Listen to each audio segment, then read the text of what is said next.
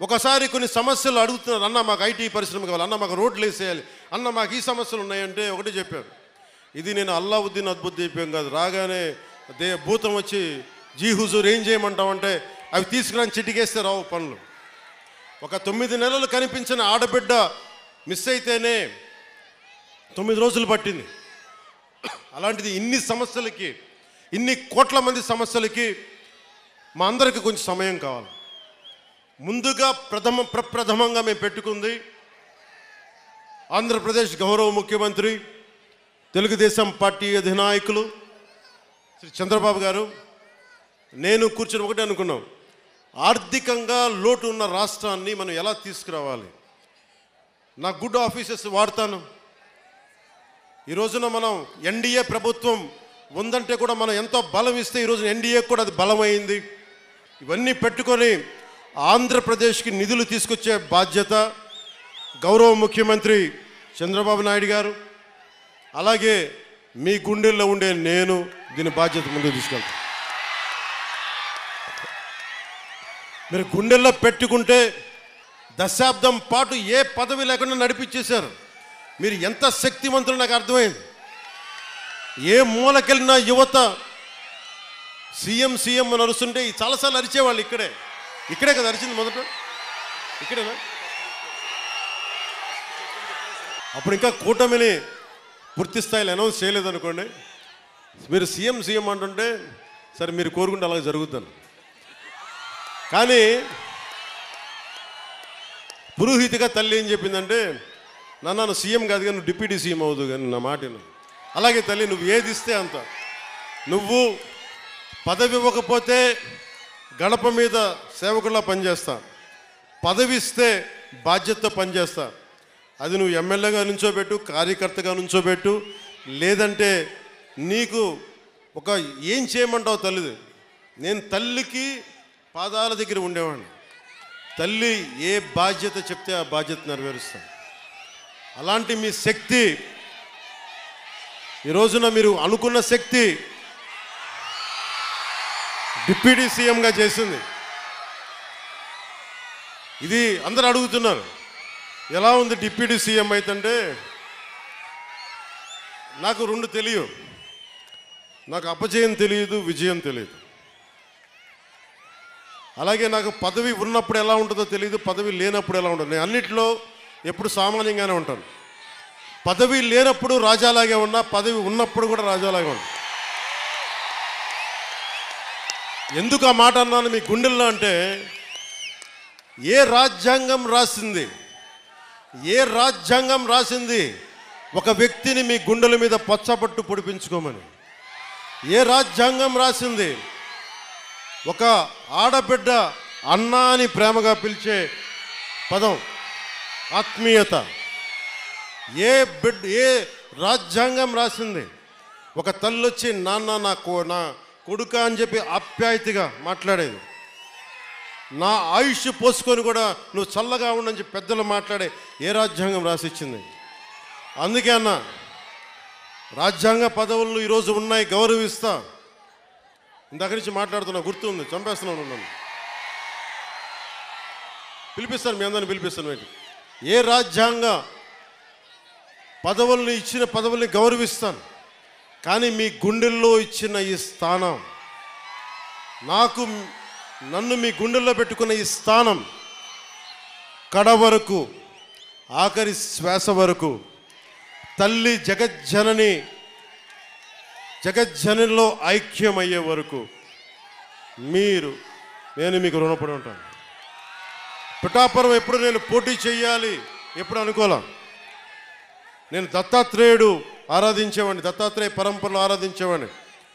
2001లో 1995లో అనుకుంటా శ్రీపాద శ్రీవల్లభుడు చరిత్ర చూశాను, చదివి ఒకటే కోరుకున్నా, ఎప్పుడన్నా పిఠాపురం వెళ్ళాలి, శ్రీపాద శ్రీవల్లభుని దర్శించుకోవాలని అనుకునేవాడిని.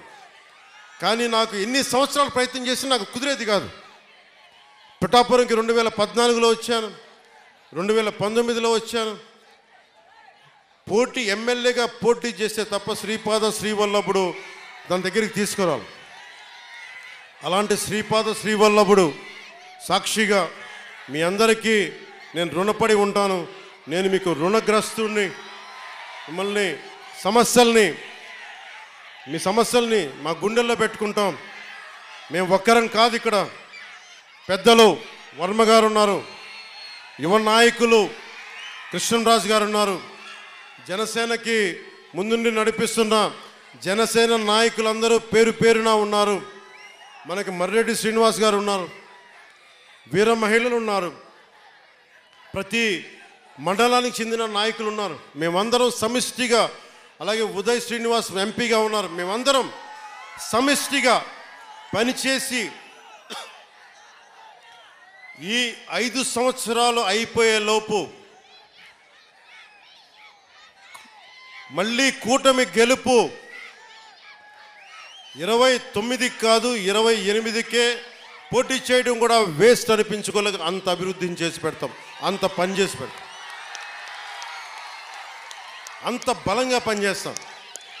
నాకు కొన్ని సమస్యలు ఉంటే, కొన్ని చేయలేని పరిస్థితుల్లో మీ దగ్గరికి వచ్చి జవాబుదారీతనంతో ఉన్న వ్యక్తిగా నేను మీకు చెప్తాను, ఈ పని అనుకున్నాం, ఈ పని ఎట్లా అవుతుంది, ఎప్పటికప్పుడు దాని ప్రోగ్రెస్ మీకు తెలియజేస్తా అని తెలియజేసుకుంటూ,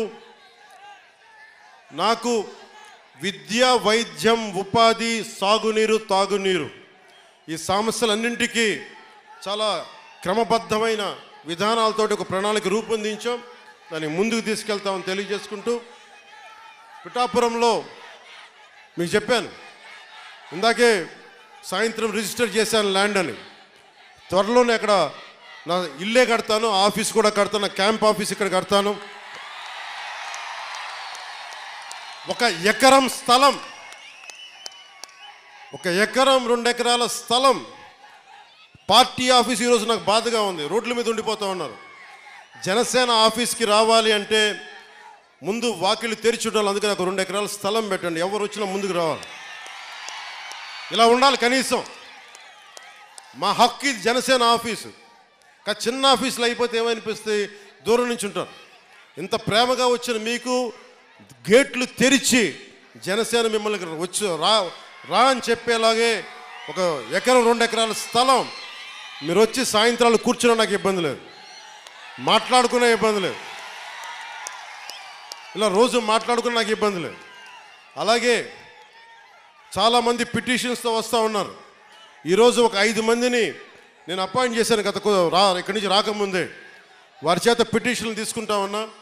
ప్రయారిటీ ఒకటే చెప్పాను, ఎవరైనా సరే మెడికల్ సంబంధించిన సమస్యలు వస్తే దాని ప్రయారిటీ తీసుకోండి.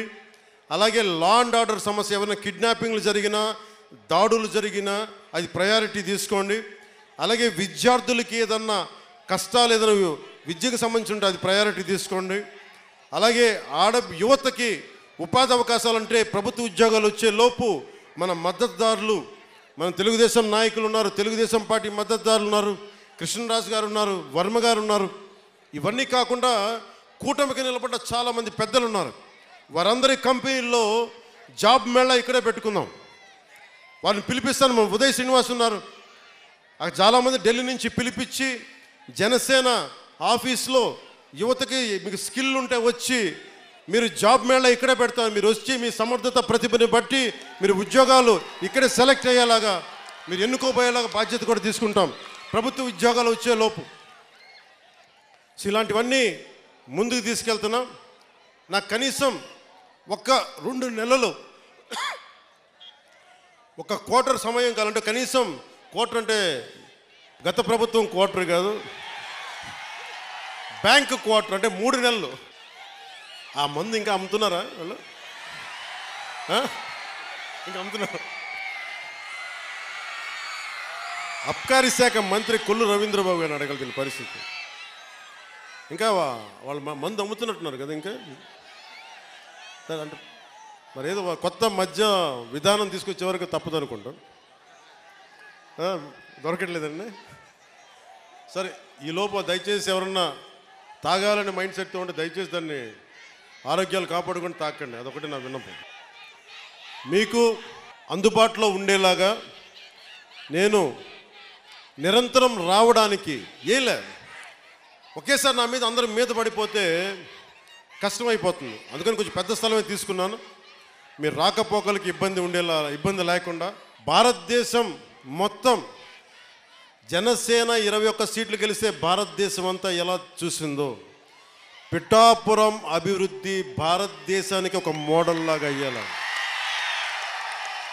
ఒక్కళ్ళు కాదు ఇక్కడ నేను ఒక్కనే కాదు, పెద్దల వర్మ గారు ఉన్నారు, కృష్ణరాజు గారు ఉన్నారు, ప్రతి మండలానికి ఉన్న మన జనసేన నాయకులు ఉన్నారు, ఇన్ఛార్జిగా బాధ్యతలు తీసుకున్న మర్రెడ్డి శ్రీనివాస్ గారు ఉన్నారు. మీరు దమ్ముండి ఇక్కడే పిఠాపురంలో వచ్చిన మెజారిటీతో ఈ అబ్బాయి గెలిచేశాడు. దాదాపు 70 ఇక్కడే 1,00,000 ఓట్లు వచ్చేసిన అబ్బాయికి.